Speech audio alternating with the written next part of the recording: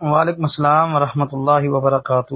محترم بھائی کہتے ہیں جی 8 رکعت تراویح اور ایک وتر، یعنی یہ 9 رکعتیں ہوئی ہیں، 11 ہی پڑھنی ہے یا 9 بھی پڑھ سکتے ہیں؟ جی پڑھ سکتے ہیں 9 بھی، کوئی بات نہیں انشاءاللہ۔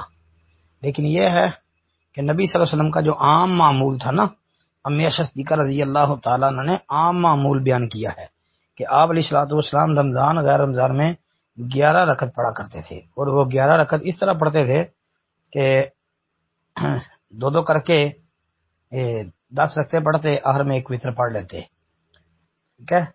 تو پھر یہ بھی آتا ہے کہ نبی علیہ السلام 3 وتر اس طرح پڑھتے تھے کہ 2 اور 1 کے درمیان سلام کے ساتھ فاصلہ کرتے تھے، مطلب 2 پڑھ کے سلام پھیر دی، 1 رکعت اکیلی پڑھ لی۔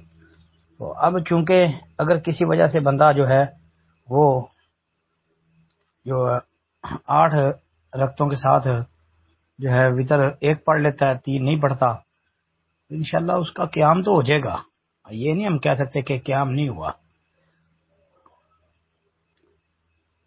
ہاں تو ٹھیک ہے نا، کبھی بندہ 1 وتر پڑھ لیتا ہے، کبھی بندہ 3 پڑھ لیتا ہے، اور وہ طریقے آپ کو کئی دفعہ بتا دیے ہیں۔ اگر اکٹھے پڑھنے ہیں تو مغرب سے مشابت نہ ہو، اور اگر الگ پڑھنے ہیں تو پھر 2 پڑھ کے سلام پھیر کے 1 اکیلا پڑھ لو۔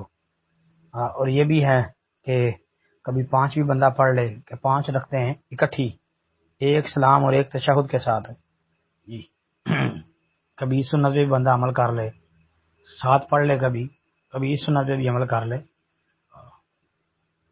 السلام علیکم ورحمۃ اللہ۔